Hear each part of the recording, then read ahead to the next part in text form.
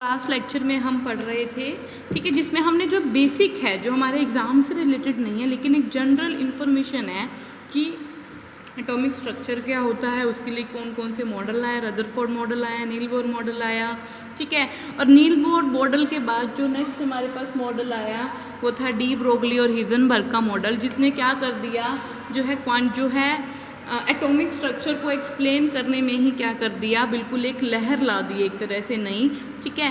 क्योंकि उसने क्या कहा कि जो इलेक्ट्रॉन का पाथ है ना उसको हम डिफाइन नहीं कर सकते, ठीक है। और यहीं से राइज हुआ हमारे पास एक नई हमारी मैकेनिक्स का, जिसको हम क्या बोलते हैं, क्वांटम मैकेनिक्स बोलते हैं। और जो क्वांटम मैकेनिक्स है वो क्या स्टडी करती है, इलेक्ट्रॉन के बिहेवियर को स्टडी करती है, या फिर मैं बोलूँ क्वांटम मैकेनिक्स क्या करती है, माइक्रोस्कोपिक लेवल पर क्या करती है, डील करती है, मतलब माइक्रोस्कोपिक पार्टिकल्स के बिहेवियर को क्या करती है, स्टडी करती है। अब ये बिहेवियर क्या होता है, बिहेवियर का मतलब होता है उस माइक्रोस्कोपिक पार्टिकल की पोजीशन, उस माइक्रोस्कोपिक पार्टिकल की वेलोसिटी और उस माइक्रोस्कोपिक पार्टिकल के मोमेंटम को स्टडी करना ही हम क्या कहते हैं, बिहेवियर बोलते हैं। और बिहेवियर को स्टडी करना किसके, माइक्रोस्कोपिक पार्टिकल या इलेक्ट्रॉन के, उसी मैकेनिक्स को हम क्या बोलते हैं, क्वांटम मैकेनिक्स बोलते हैं। और क्वांटम मैकेनिक्स का जो पीरियड है हमारा, वो जनरली हम 2 पीरियड में डिवाइड करते हैं, क्योंकि आज के टाइम में जो क्वांटम मैकेनिक्स है वो इतनी ज़्यादा डेवलप हो चुकी है, ठीक है, जिसकी वजह से हम क्वांटम मैकेनिक्स के पीरियड को 2 पीरियड में डिवाइड करते हैं। एक है प्री क्वांटम मैकेनिक्स का पीरियड, एक है मॉडर्न क्वांटम मैकेनिक्स का पीरियड। जो प्री क्वांटम मैकेनिक्स है हमारी, उसका टाइम पीरियड है हमारा 1901 से 1926, जिसके अंदर क्या आते हैं, यही डी ब्रोगली और हिजनबर्ग आते हैं।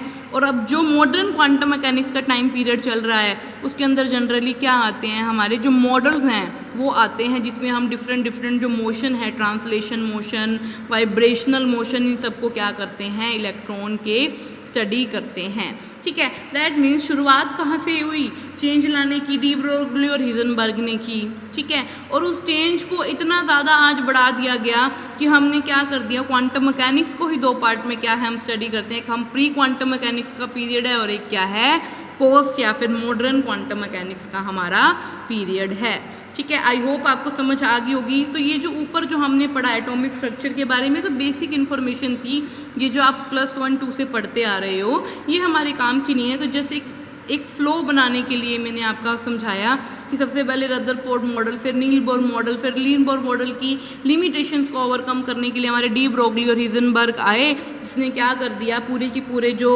हमारा स्ट्रक्चर है एटम का या माइक्रोस्कोपिक लेवल पर क्या कर दिया, इलेक्ट्रॉन के पाथ को ही क्या करके रख दिया, चेंज करके रख दिया। मतलब उसने क्या कह दिया कि इलेक्ट्रॉन का पाथ को हम डिफाइन कर ही नहीं सकते, हम ये कह ही नहीं सकते कि जैसे कि नील बोर ने कहा था कि जो इलेक्ट्रॉन है वो इलिप्टिकल एक सर्कुलर ऑर्बिटल में ही क्या कर सकते हैं, न्यूक्लियस के अराउंड रिवॉल्व कर सकते हैं।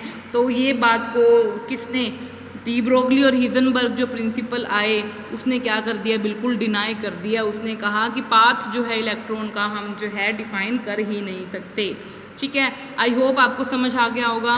नेक्स्ट हम बात करते हैं किसकी, आज फर्स्ट हमारा जो कॉन्सेप्ट है that is de Broglie concept. De Broglie ने क्या कहा कि जब जो लाइट होती है ना उसका डुअल नेचर होता है, क्या होता है, डुअल नेचर होता है। वो लाइट एक पार्टिकल की तरह भी बिहेव कर सकती है और एक लाइट क्या है, वेव की तरह भी बिहेव कर सकती है। पार्टिकल तो आप समझते ही हो, वेव का मतलब दिस, ऐसे वेव की तरह भी क्या कर सकती है, वो ट्रेवल कर सकती है ऐसे। तो डी ब्रोगली ने क्या कहा कि जो लाइट होती है ना उसका डुअल नेचर होता है, डुअल कैरेक्टर रहता है। वो पार्टिकल की भी तरह बिहेव कर सकती है और वो वेव की तरह भी बिहेव कर सकती है। सिमिलरली लाइट की तरह जितने भी हमारे माइक्रोस्कोपिक पार्टिकल्स हैं ना वो भी क्या कर सकते हैं, मोशन में क्या है, वेव कैरेक्टरिस्टिक्स जो है शो कर सकते हैं। तो यहाँ से क्या आया, डी ब्रोगली ने क्या कहा कि जितने भी हमारे पास माइक्रोस्कोपिक पार्टिकल्स हैं, क्या कहा डी ब्रोगली ने, जितने भी माइक्रोस्कोपिक पार्टिकल्स हैं उनका क्या रहता है, 2 नेचर रहते हैं। वो पार्टिकल नेचर भी होता है उनके साथ एसोसिएटेड, और वेव नेचर भी क्या रहता है, उनके साथ एसोसिएटेड रहता है, ठीक है। पार्टिकल नेचर भी है और वेव नेचर भी एसोसिएटेड है। सिमिलरली किसकी तरह है, लाइट की तरह, क्योंकि लाइट का जो दो करैक्टर है ना, पार्टिकल नेचर और वेव नेचर। जो पार्टिकल नेचर है ना लाइट का, उसके बेसिस पे हम जो फिनोमिना है लाइक फोटो इलेक्ट्रिक इफेक्ट आप पढ़ते हैं या ब्लैक बॉडी रेडिएशन पढ़ते हैं, वो ये दोनों फिनोमिना हम किस बेसिस पे एक्सप्लेन करते हैं, लाइट के पार्टिकल नेचर के बेसिस पे। और वेव नेचर के बेसिस पे लाइट के हम जो फिनोमिना एक्सप्लेन करते हैं वो हमारे रहते हैं रिफ्लेक्शन, रिफ्रैक्शन, डाइफ्रैक्शन, इंटरफेरेंस। ये सारे फिनोमिना हम किस बेसिस पे एक्सप्लेन करते हैं, लाइट के वेव नेचर के बेसिस पे हम क्या करते हैं, एक्सप्लेन करते हैं।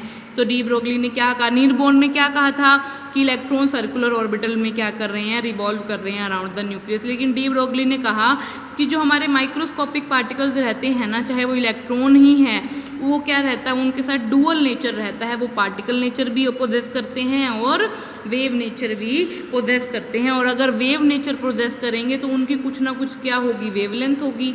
ठीक है, तो इसको हम जो वेवलेंथ आती है, जो एसोसिएटेड रहती है हमारे इलेक्ट्रॉन के वेव नेचर के साथ, उस वेवलेंथ को हम बोलते हैं डी ब्रोगली वेवलेंथ। क्या बोलते हैं, डी ब्रोगली वेवलेंथ। और जो डी ब्रोगली वेवलेंथ है हमारी, वो किसके इक्वल रहती है, h बाय में mv के इक्वल रहती है। जबकि यहाँ ये जो h है ये है हमारा प्लैंक कांस्टेंट, मास क्या है, m क्या है, मास है इलेक्ट्रॉन का, और v क्या है, वेलोसिटी है जो एसोसिएटेड रहती है किससे, इलेक्ट्रॉन के साथ। ठीक है, या फिर मैं क्या लिख सकती हूँ, लैम्डा इज इक्वल टू में h बाय में p, और ये जो p है ये क्या है, मोमेंटम है। क्या है, मोमेंटम, जो किसके इक्वल रहता है, मास इनटू वेलोसिटी के क्या रहेगा, इक्वल रहेगा। और जो वेव एसोसिएटेड रहेगी हर एक मटेरियल पार्टिकल के साथ या माइक्रोस्कोपिक पार्टिकल के साथ, उसको हम क्या बोलते हैं, मैटर वेव बोलते हैं। मतलब ये जो वेव है ना, ये वाली जो हमारी हम बना रहे हैं, इस वेव को हम क्या बोलते हैं, मैटर वेव बोलते हैं। ठीक है, डेरिवेशन देख लेते हैं कैसे करते हैं हम इस फॉर्मूला की, lambda is equal to h by M V. Important है, न्यूमेरिकल भी आ जाते हैं, डेरिवेशन भी पूछ लेता है वो, इसको अंडर एस्टिमेट नहीं करना है, आप इसको इंपॉर्टेंट मार्क कर लीजिए। ठीक है, अकॉर्डिंग टू प्लैंक जो एनर्जी रहती है फोटोन की, वो क्या रहती है, h म्यू के इक्वल रहती है। क्या, एनर्जी ऑफ फोटोन। ठीक है, और अकॉर्डिंग टू आइंस्टाइन जो एनर्जी और मास का रिलेशन रहता है वो रहता है इज इक्वल टू में mc स्क्वायर।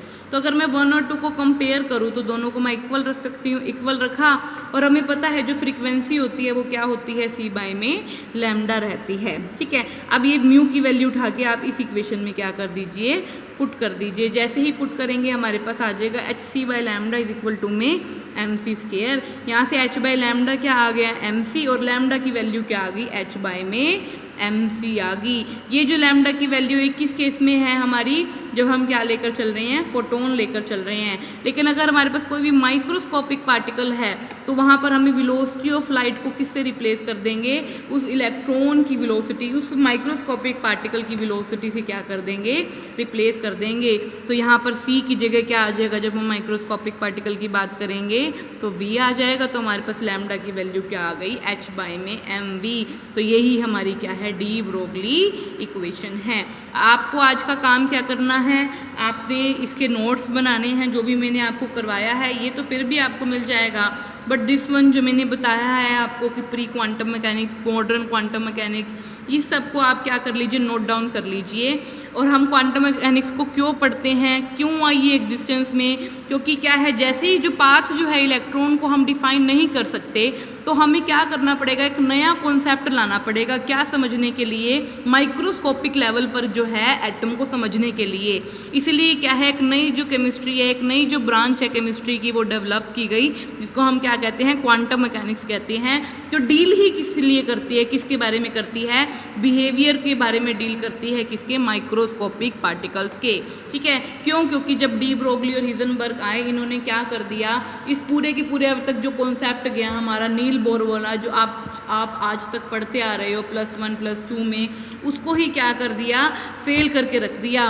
और जब पाथ को ही हम डिफाइन नहीं कर सकते तो हमें क्या है, एक नए कॉन्सेप्ट, एक नई जो है फ्रेश स्टार्ट की नीड है, क्या समझने के लिए कि क्यों जब हम मैक्रो से माइक्रो लेवल पर जा रहे हैं तो जो बिहेवियर में आ रहा है वो चेंज आ रहा है। और इस बिहेवियर को समझने के लिए ही हमें क्या है, एक नई जो है मैकेनिक्स की नीड है, जिसको हम क्या बोलते हैं, क्वांटम मैकेनिक्स बोलते हैं। Okay, thank you.